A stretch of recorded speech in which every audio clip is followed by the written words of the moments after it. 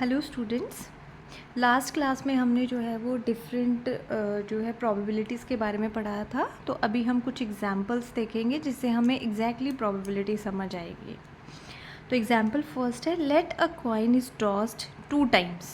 याद रखिएगा कि एक कॉइन को हमने 2 बार टॉस किया and outcomes are noted. What is the probability that we observe 2 heads. मतलब अब हमारी जो प्रोबेबिलिटी है कि 2 हेड्स जो हैं वो कितनी बार आ सकते हैं। अब हमने क्या किया कि 2 बार जो है उसको टॉस किया, मतलब एक बार टॉस किया और दूसरी बार टॉस किया, बस। ठीक है, तो sample space is given by. अब देखिए, अगर हम एक कॉइन को टॉस करते हैं, 2 बार टॉस करते हैं, तो या तो 2 बार हेड आ सकते हैं, या तो हेड और टेल आ सकता है, या तो टेल और हेड आ सकता है, या 2 टेल आ सकते हैं। आपने इससे बिल्कुल भी कंफ्यूज नहीं करना है कि हमने उसको 4 बार जो है टॉस किया, नहीं, हमने 2 ही बार टॉस किया, लेकिन हमने देखा कि क्या क्या आ सकता है। दोनों बार टॉस करने पे दोनों बार हेड भी आ सकता है, दोनों बार टेल भी आ सकता है, या तो हेड और टेल भी आ सकता है, या टेल और हेड भी आ सकता है। तो ये हमारे पास सैम्पल स्पेस आया कि इतने इवेंट्स जो हैं उसमें हो सकते हैं। लेकिन हमें कौन सा इवेंट देखना है कि 2 बार हेड आने की कितनी प्रोबेबिलिटी है, 2 बार हेड्स आने की कितनी प्रोबेबिलिटी है, हमने ये देखना है। इसीलिए हमने खुद से सैम्पल स्पेस बनाया, 4 सैम्पल स्पेस। तो इसमें देखो, where H is head and T is tail, let the A be the event that be observe 2 heads. मतलब अब हमने देख लिया कि A is equal to H upon H, मतलब 2 हेड आए हैं, हमने देख लिया वो इवेंट ए है। तो हमें निकालना है कि एच मतलब 2 बार हेड आने की कितनी प्रोबेबिलिटी है। तो हमने देखा कि टोटल इवेंट हमारे पास 4 हो सकते हैं, तो एक की प्रोबेबिलिटी आने की कितनी है, 1 टाइम। मतलब हमने यही देखा कि 2 हेड्स कितनी बार आ सकते हैं। तो हमने क्या देखा कि इसमें सैम्पल स्पेस बनाने पे एक बार 2 हेड आए हैं, तो हमने देखा 1/4। टोटल सैम्पल स्पेस कितने थे, 1 2 3 4, और हेड कितना है, 1।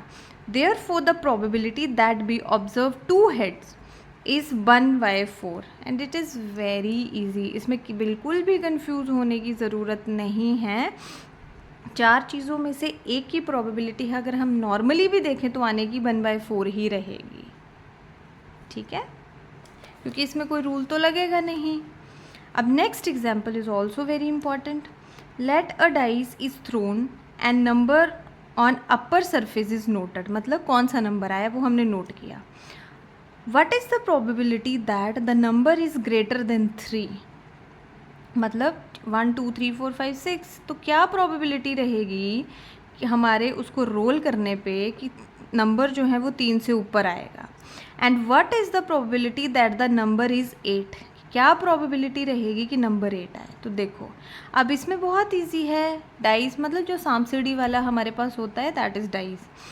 तो हमने देखा कि उसमें क्या क्या नंबर आ सकते हैं, 1 भी आ सकता है, 2 भी आ सकता है, 3 भी आ सकता है, 4 भी आ सकता है, 5 भी आ सकता है, 6 भी आ सकता है। तो सैम्पल स्पेस कितना हुआ हमारा, 1 2 3 4 5 6 सैम्पल स्पेस हो गया।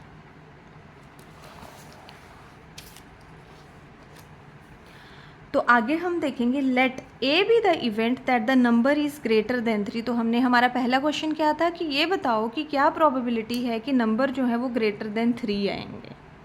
तो उसकी प्रोबेबिलिटी कितनी है। अब देखो, सबसे पहले therefore A is equal to greater than 3, 4 भी हो सकता है, 5 भी हो सकता है, और 6 भी हो सकता है। तो मतलब 3 जो डिजिट्स हैं वो आ सकते हैं वहाँ पे। तो हम देखते हैं P A is equal to, हमें पता है फॉर्मूला कि जो इवेंट हमने सोचा है वो ऊपर रहेगा और total number of sample space नीचे रहेगा। तो मतलब ये 1 2 3 हैं, 3/6। तो the event that number is greater than 3, the probability of this event is 1/2। मतलब कि ग्रेटर देन 3 जो नंबर आएंगे उनकी प्रोबेबिलिटी है आने की 50-50, मतलब 1/2 प्रोबेबिलिटी है उनके आने की। अब नेक्स्ट क्वेश्चन हमारा था कि नंबर 8 कितनी बार आ सकता है। तो अगर आपको पता हो तो डाइस पे नंबर 8 होता ही नहीं है, और अगर आपको पता हो तो मैंने पीछे आपको बताया था इम्पॉसिबल इवेंट के बारे में, और मैंने उसमें क्या बताया था कि इम्पॉसिबल इवेंट में प्रोबेबिलिटी कितनी होगी, 0 प्रोबेबिलिटी होगी। ठीक है, तो b इज इक्वल टू 0 वो आ ही नहीं सकता। तो मतलब b इज इक्वल टू, अगर हम ये फॉर्मूला इसमें लगाते हैं तो क्या होगा, 0.6, मतलब PB मतलब 8 आने की probability 0 है, and it is very easy. Hence the probability of number is greater than 3 is 1/2. The probability of number is 8 is 0. ठीक है, अब आई थिंक ये तो बहुत इजीली सबको समझ आ गया होगा. अब इसमें थोड़ा सा और कॉम्प्लेक्स हम आगे चलेंगे, लेकिन it is very easy again. The example third is 5 patients are waiting in OPD consisting of 3 men and 2 women. What is the probability that first patient to be checked is male? Very important and very easy. अब इसमें solution क्या है? Here the exhaustive number of cases. Exhaustive मैंने आपको पीछे भी बताया कि जो होना है दैट इज़ एग्जॉस्टिव. तो मतलब अब यहाँ पे 5 लोग OPD के बाहर बैठे हैं, तो मतलब 5 तरीके से अंदर बुलाया जा सकता है उनको. कैसे? या तो फर्स्ट भी मेल हो सकता है, दूसरा भी मेल, तीसरा भी मेल, चौथा फीमेल, पांचवा फीमेल, या तो फर्स्ट फीमेल, सेकंड मेल, फिर थर्ड, ऐसे ऐसे करके 5 टाइप से जो है वो बुलाया जा सकता है उनको. तो इस केस में number of ways to choose a patient from 5 patient is 5. अब ये नहीं कोई सोचे कि 3 मेल हैं तो 3 इकट्ठे आ गए तो 2 ही वेज. नो, पहले फीमेल आई, फिर मेल आया, फिर मेल आया, फिर फीमेल आई. इस तरह अगर हम टोटलिटी में देखें तो सैम्पल स्पेस हमारे पास कितना है? 5. 3 + 2 5.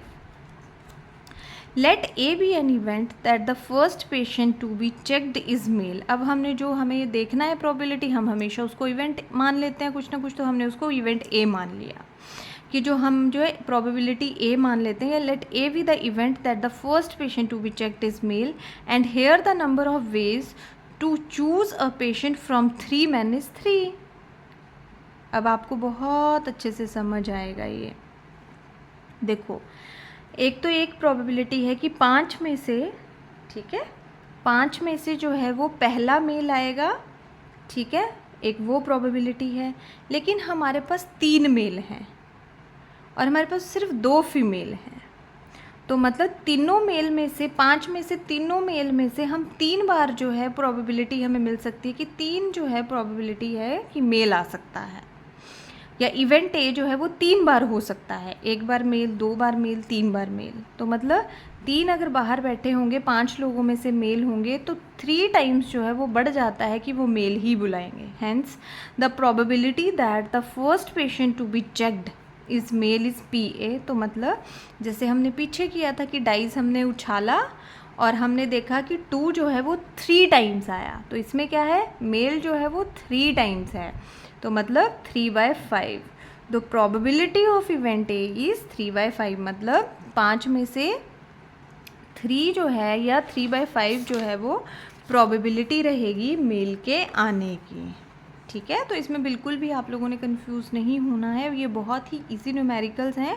अगर आपको जो है इवेंट्स के बारे में पता होगा, अगर आपको जो है वो बाकी जो नेक्स्ट मैंने आपको पूरा इसके बारे में बताया उसके बारे में पता होगा, तो आप इजीली जो है वो इसको फाइंड आउट कर सकते हो. तो इस क्लास के लिए बच्चों इतना ही. Thank you so much.